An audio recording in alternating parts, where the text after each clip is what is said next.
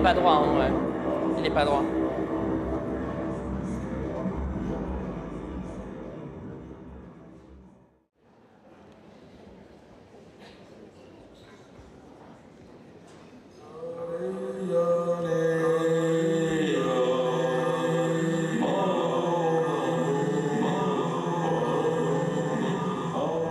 C'est un solo de danse qui est partiellement improvisé et je suis accompagné d'un batteur qui rejoue des percussions sur une bande sonore qui a été créée préalablement.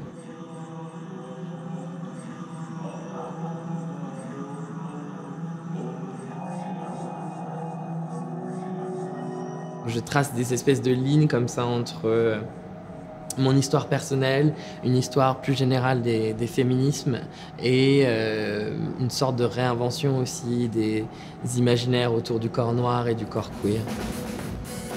Il y a une sorte de relecture des pensées féministes à travers les questions liées à l'eau, donc d'un point de vue poétique et d'un point de vue aussi politique. Je me suis dit que notre corps étant constitué à majeure partie d'eau, que les eaux de notre corps devaient aussi contenir elles aussi des informations et des histoires dont on n'était pas forcément au courant.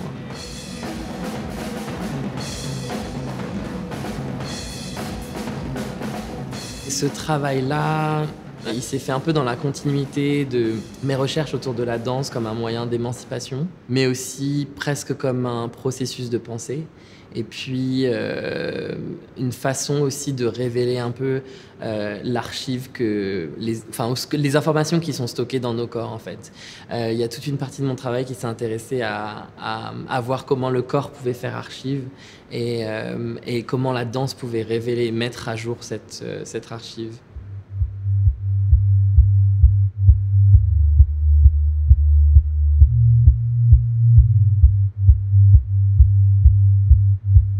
Le corps noir est souvent représenté à travers une histoire assez violente qui est très très souvent liée au colonialisme ou à l'esclavage. Et moi, c'est vrai que c'est des choses où à un moment, je me suis demandé si les images étaient encore utiles à quelque chose et si elles reproduisaient pas la violence qu'elles décrivaient, juste par leur présence.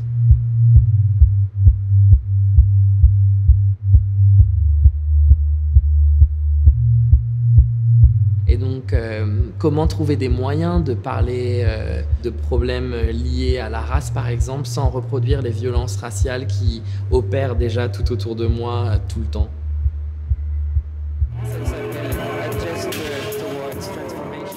Et de la même façon, dans les performances, comment trouver des stratégies qui vont me permettre de faire prendre conscience à mon public que ce rapport-là existe et qu'il est important qu'on le reconnaisse et que c'est de là que la réflexion va pouvoir partir. Donc souvent, j'utilise la parole aussi dans mes performances où je parle et je rentre en conversation avec le public. Ça a duré 25 minutes.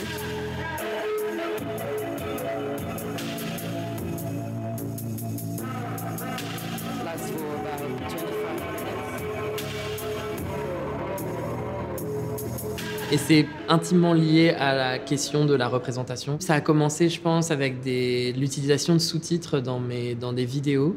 Des sous-titres qui étaient presque comme des sortes de paratextes ou des choses qui entouraient l'œuvre, plus qu'elle ne l'expliquait, en tout cas, ou qu'elle avait une vocation très utilitaire de traduire, par exemple, une parole à l'écran.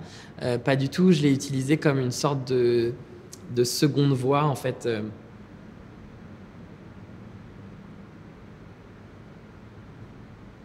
Et ce qui m'intéressait dans le sous-titre, c'est qu'il y a la possibilité aussi d'évacuer un peu la question du genre, dans le sens où cette voix-là, elle peut avoir un peu tous les genres quelque part, puisqu'elle elle est silencieuse. Elle peut aussi être sans race, sans classe, elle peut être même peut-être non humaine. Enfin, il y a des choses qui se jouent là-dedans qui m'intéressent. Et dans la capacité du texte à évoquer, c'est souvent des textes assez allusifs, c'est jamais très explicite.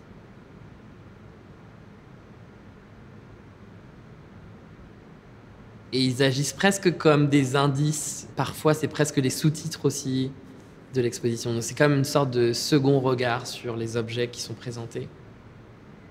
Ils sont souvent aussi intégrés aux œuvres en elles-mêmes, que ce soit des rideaux ou alors des sculptures. Il y a même un moment, je pense, où les sculptures sont devenues presque le prétexte à présenter des textes, parce que tout partait de là, en fait.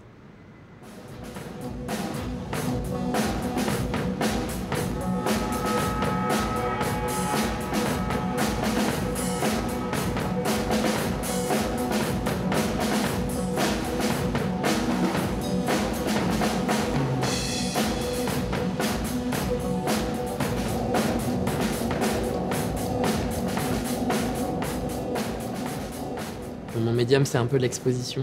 Ce qui m'intéresse principalement, c'est de créer des contextes et de rassembler des gens autour de ces contextes-là ou d'amener des gens dans ce contexte. Donc que ce soit par des invitations faites à des collaborateurs, par exemple, à des danseurs, des activistes, des gens qui travaillent dans d'autres domaines, par exemple, mais aussi de comment penser, par exemple, l'espace d'exposition comme un espace d'accueil. Comment on accueille un public dans une exposition, comment on fait que ce public-là puisse se sentir assez à l'aise pour y rester plusieurs heures. Donc ça, c'est des choses sur lesquelles j'ai travaillé beaucoup et je dirais que ma pratique s'articule vraiment autour de cette idée de l'expérience collective et du format de l'exposition en soi.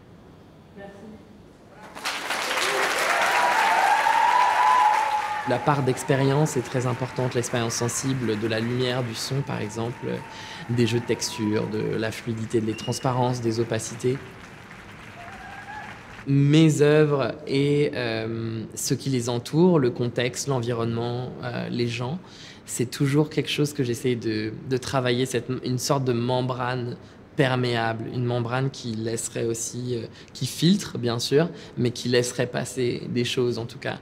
Et ces choses-là, ce qu'elle a filtré, va pouvoir être réinjecté dans ma pratique et va pouvoir toujours, en général, la nourrir d'une façon un peu inattendue.